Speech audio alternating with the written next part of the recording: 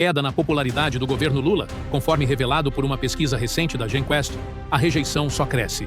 A pesquisa também revela uma necessidade urgente de mudanças na composição do governo. Analisaremos os impactos desses números em potenciais estratégias para as eleições de 2026, bem como a reação dos aliados e auxiliares do presidente.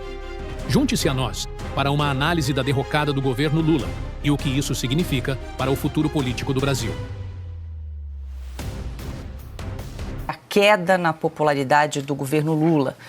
Uma pesquisa GenialQuest divulgada hoje mostra que o índice de rejeição ao petista supera os 60%. Em São Paulo, o maior colégio eleitoral do Brasil, a desaprovação do governo saltou de 55% em dezembro para 69%. E em Minas Gerais e no Rio de Janeiro, a piora também foi significativa.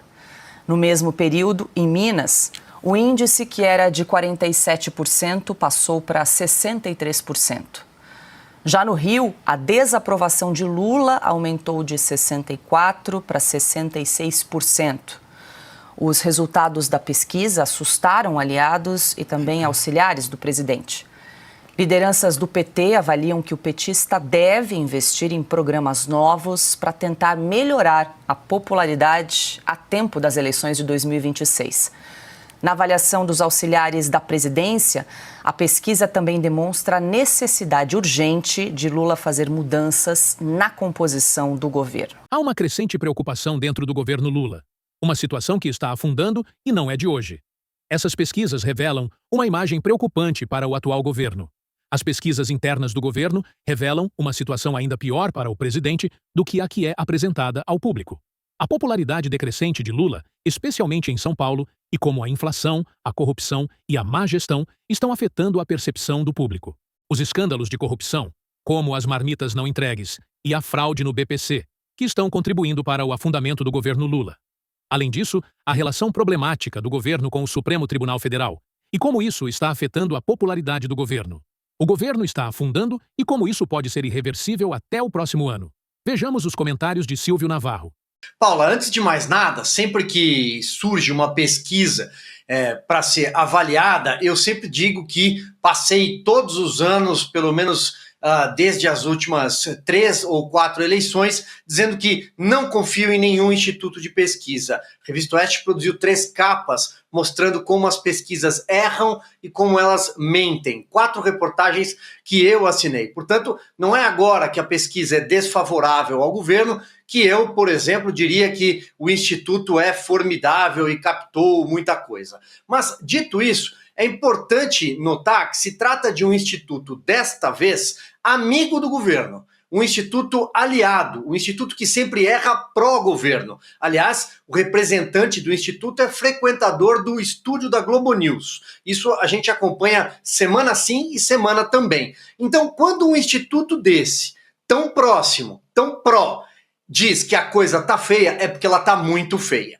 Acho que essa margem de erro provavelmente pode dobrar, que está muito pior. Mas isso é resultado do supermercado. Isso é resultado da conta de luz, do posto de gasolina, da feira, do sacolão. Isso é o pai e a mãe de família, pagador de impostos, que deixa na esteira do supermercado alguma coisa para trás. Fala, dessa vez não vai dar para levar. É o pai e a mãe que está dizendo não para um filho. É aquela pessoa que entende que o seu salário, se ele não fizer mágica, não chega mais até o final do mês porque a carne está muito cara. E não dá para trocar por ovo, não dá para trocar por frango. Azeite, esquece, é coisa do passado. O café agora é racionado. É disso que se trata. É a percepção da economia. E junte-se a isso, a saúde pública em frangalhos há 2 anos. Nós temos uma dengue de ponta a ponta, não canso de dizer. Faltam remédios nas unidades de pronto atendimento e a segurança pública é talvez o grande calcanhar deste governo. As facções criminosas estão crescendo, a percepção da sociedade de que a violência aumentou e você não pode mais nem tirar o celular nas grandes avenidas, inclusive em cidades como São Paulo. Finalizo com esse dado que você traz, jogando luz aos grandes colégios eleitorais. E em estratificação de uma pesquisa como essa, você nota que no grande e principal colégio eleitoral, que é o Estado de São Paulo, o Estado de São Paulo tem quase 35 milhões de eleitores, isso dá mais de 22% da fatia do eleitorado brasileiro. Só em São Paulo se resolve uma eleição e o Lula vai muito mal. Em Minas Gerais, que é tratada pelos gurus dos institutos de pesquisa como o retrato do Brasil, em Minas o PT dessa vez vai muito mal. Olha, vou repetir o que o Piotr bem disse, não há Sidônio que resolva. É tão grave a situação que nem mesmo os políticos do Centrão não estão querendo cargos no governo, com medo de queimar o filme para as eleições do ano que vem. Vejam a reportagem.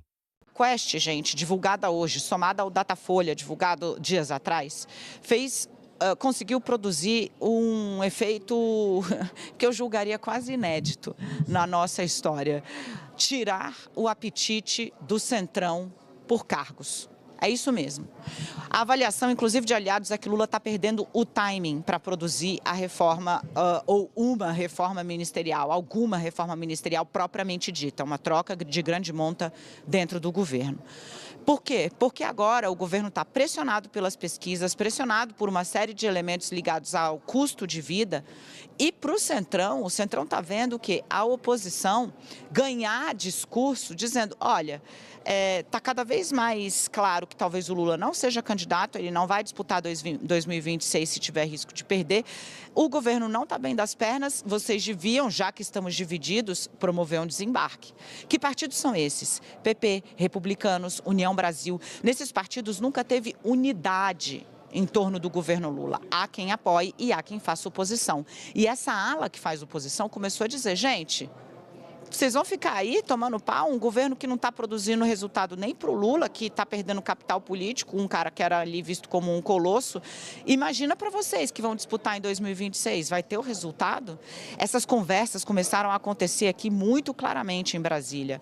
Não só a boca miúda, está havendo jantares, está havendo discussões. Presidentes de partido estão dizendo, a gente vai deflagrar esse movimento, é um movimento difícil, num momento difícil para o país. Para se ter uma ideia, tem dirigente de partido de oposição dizendo, cara, eu não estou afim de apertar o botão dessa bomba.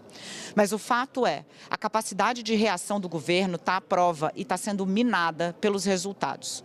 Para fechar aqui e jogar direto para a Camila, tem mais informação, a gente vai batendo durante a análise.